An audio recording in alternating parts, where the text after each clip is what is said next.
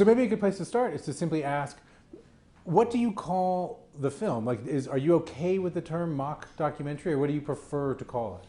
I prefer to call it a comedy. A vampumentary. Well, where did the idea come from to do it in the style of a documentary?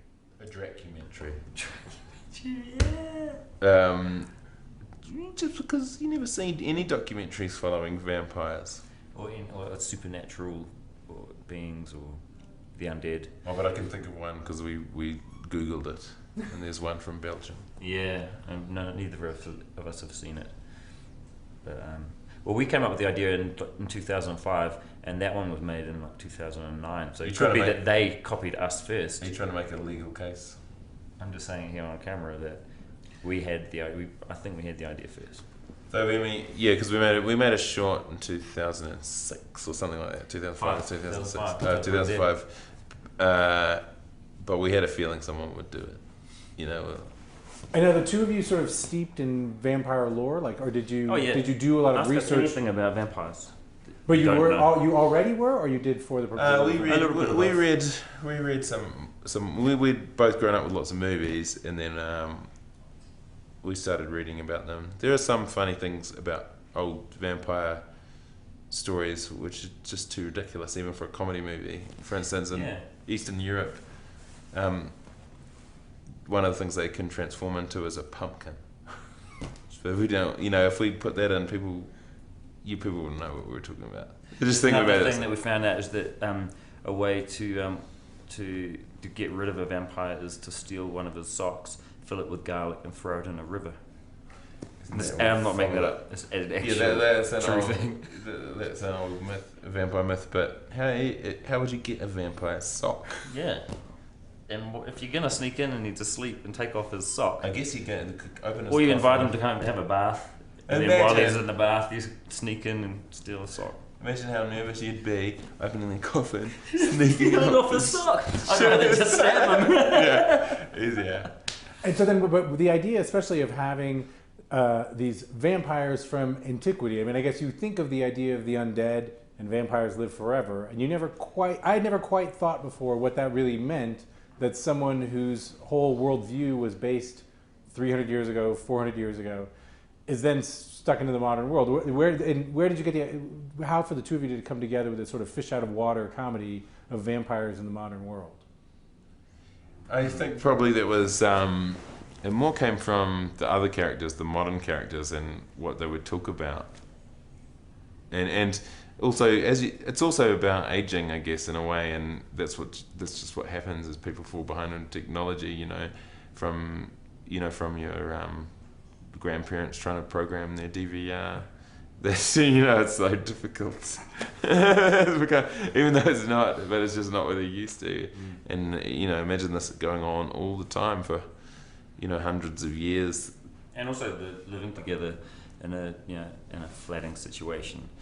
Where because I think everyone has lived in a flat before, and I guess exploring the idea of what if you were stuck with those people forever. But it makes perfect sense that they would know each other.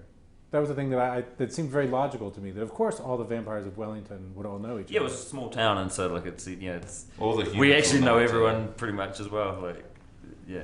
But then also having the vampire characters have such distinct personalities. I think normally in vampire movies there sort of just are the vampires. But the idea of having each vampire, in part from the era they come from, having their own personalities. How did you kind of shape the different character personas? Well, I think usually in most movies the vampires aren't the main character; they're the villain. But in our thing, they're the subject. So you just want them.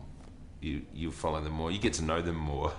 Maybe the vampires in some vampire movies, and you just didn't get to know them. Maybe they do have other interests that we don't know about. And there are probably a lot of things that are a massive hassle for vampires.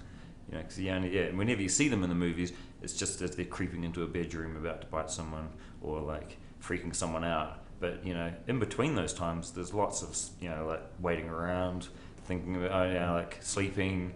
Which time we're going to go and visit that virgin and bite her in about midnight. Hopefully she'll be asleep. And what do they do in that time? Do they And on the movies, you only see the bit where they go to the Virgin. Yeah. You don't know if Dracula also likes to do topiary in his spare time.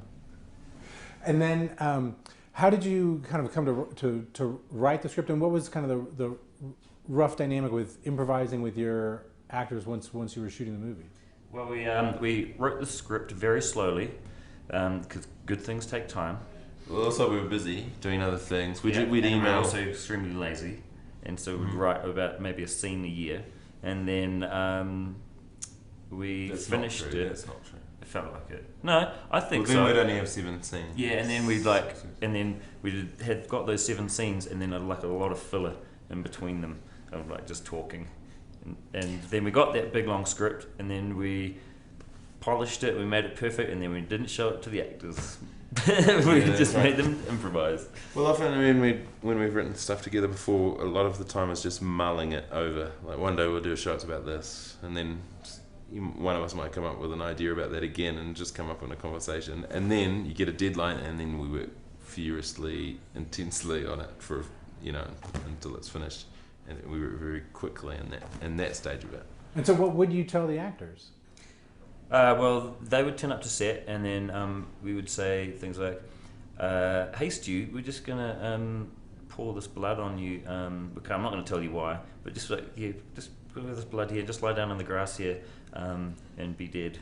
You just tell them. Describe the scene that we've written. Describe the scene to them, but from their character's point of view. You don't necessarily tell them the other. It would be a lot of secret little meetings. Come here. You've got to go and do this. And maybe Taika would tell another one, "You've got to try and get this. And if he does this, you lose it." Make sure you say this line because it's important for the rest of the story. Actually, you might have to edit out that little bit I mentioned about Stu because that's a massive spoiler. This is all live. This is all live on TV. No. You will not remember the last minute. But now, was it sort of an advantage for the two of you that you were in the film, you knew the whole script, and did that aid you somehow in sort of ever directing the other actors? I think it would probably be better if we weren't in the film and we just directed people. It would probably be more manageable. It was fun though. Yeah, it was really fun being in those scenes with those guys. And that's the main thing we want. It's fun.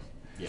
And now, do you see there being either further adventures with the vampires, or in particular because the film sets up that there's also a werewolf community and a zombie community? Well, I think that we've always talked about it might be cool just to explore the werewolves in a they turn out to be really funny characters. We found them really funny, and it might be good to watch them in the way they live. And now, just the last thing I need to ask, and I don't think this is a spoiler, with regards to the werewolves, why are they against cussing? I believe they're trying to control their anger and curb their animal instinct. Yeah. Anything. They can get set off by like they get hyped the up. Incredible Hulk. Yeah. In this movie anyway, so they could transform and lose it. They don't necessarily want to kill people; they just lose all control. Because I'm finding werewolves, not swearwolves, to be like a real catchy phrase. Like I kind of want to use it. Yeah, I want to use it. Maybe that's the name of the movie. The werewolves, not swearwolves, for the spin-off. And let's hope so. Thank you very much, Jemaine Clement and Taika Waititi. Thank you.